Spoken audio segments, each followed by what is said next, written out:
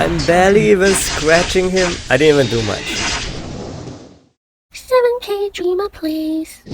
Hi guys, welcome back to my channel. Today we'll be looking at Galidus' special dungeon, and it has been a while since we have a special dungeon. So for his passive, he decreases damage taken by 30%, increases his own physical attack, death debuff not important, and also has this particularly special effect whereby he inflicts more damage when he hits a frozen target, and basically all his skills have a lot of freeze, and also some debuffs, decreasing your physical attack or magic attack. So one thing to note is definitely to have your freeze resist up, and you should be able to deal with him without too much issues. He also has a chance to increase his status effect cast rate with his effect attack, so this is pretty unique.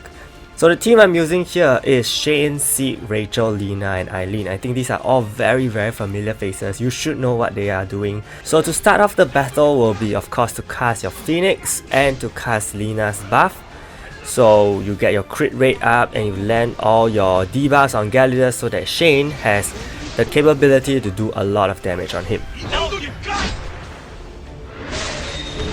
And actually that's basically the strategy, because all you need is the Phoenix, and then I believe you should be able to get him down within 12 turns. So if Shane actually counters Galidus by any chance, that is actually luck, because Seek should be your main counter. He should be the one countering and cooling down your Shane. Unfortunately, it seems a bit weird because Shane's skill cooldown is pretty long, and I'm not too sure whether the guild buff is in effect or my PvE jewel is bugging. Okay, because you realize that her skill cooldown is actually quite long, so even if Seek cools down Shane's skill, she doesn't seem to be able to use it immediately. And over here, nonetheless, you see that Galidus actually already inflicted the debuff, the physical attack reduction on my Shane. However, if you were to transform, this will actually clean it up, so you don't have to apply Lina's healing over here.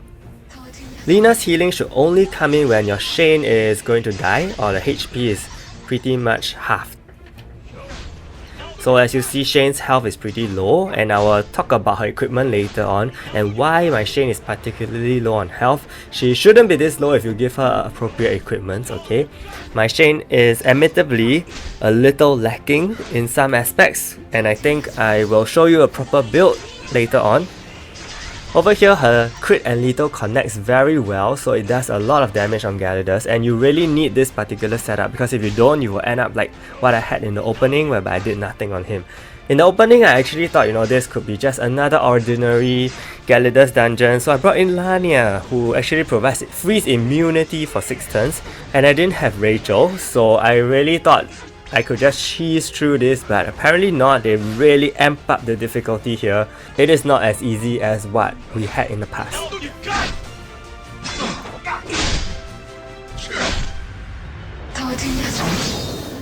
Unfortunately, she gets blocked here, and that is why I'll also offer an alternative team apart from this at the end of the video, so you can take a look at it and consider if you want to use that for a better timing, basically, so that you can finish this dungeon as soon as possible. You don't have to subject yourself to all this daily routine. You have to do this dungeon daily because it actually drops a new item, which is a 3-legged crow token or something, which you can use for synthesis for pretty good accessories, which I will show you guys later.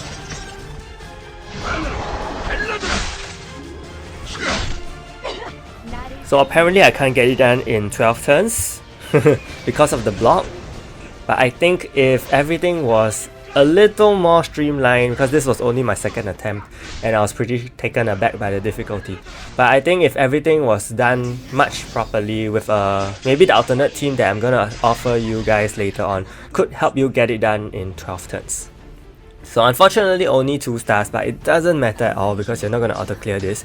So yes, the 3-legged feather, 3-legged crow feather. Basically, if you come to synthesis here, you need 6 of them to trade in for this new accessory. And these new accessories are actually fixed accessories that have level 5 substat percentages. So it is very good, and they will most probably be a main base accessory because you probably won't be able to power up your accessories with them because you're only getting 2 copies.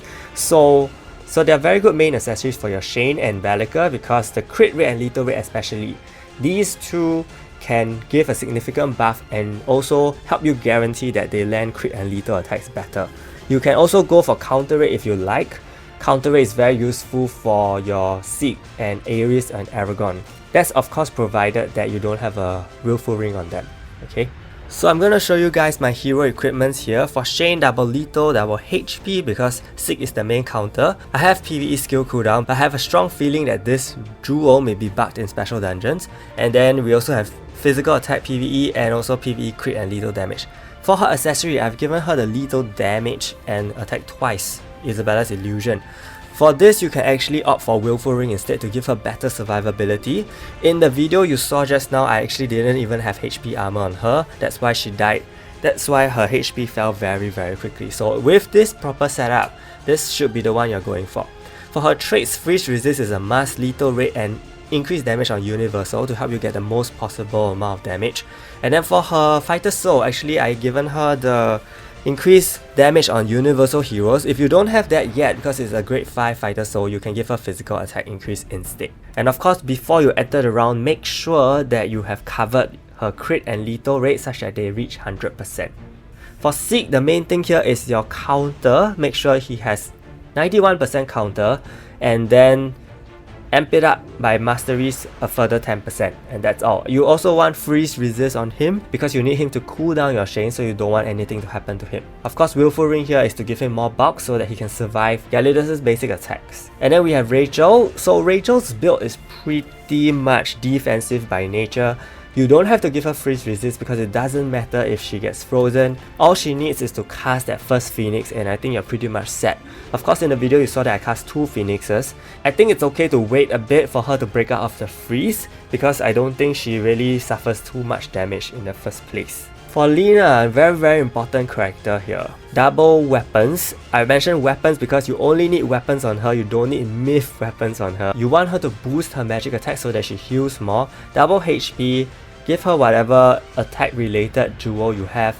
Willful Ring, and of course the freeze resist. You want her to be active because you want to be removing debuffs from Shane if you do want an efficient score, otherwise Shane's damage will be nerfed a bit. I'm not even too sure if you really need to remove the debuff, but 50 to 40% reduction of physical attack can make a significant difference. And finally for Eileen, she's really just there for her passive, so just make sure she stays alive, give her appropriate HP armor and Willful Ring, and I think you are pretty much set for that. So I do have an alternate team. The alternate team is to replace Zeke with Zahara. And Zahara is there to reduce the block rate of Gyarados by 30%. So this is very useful, ensuring that your crit and lethal attacks can land properly. In that case, you will want Shane to go full counter instead of HP, so that she can counter Gyarados with her effect attacks, and I think that will make your run so much smoother and faster. So that's just one of the alternatives that I can think of. Do let me know in the comments what you think of the dungeon and also how are your Gyarados pulls so far. If you found this video helpful, do give it a like and subscribe to my channel. Stay tuned for more guys. Thank you so much and see you!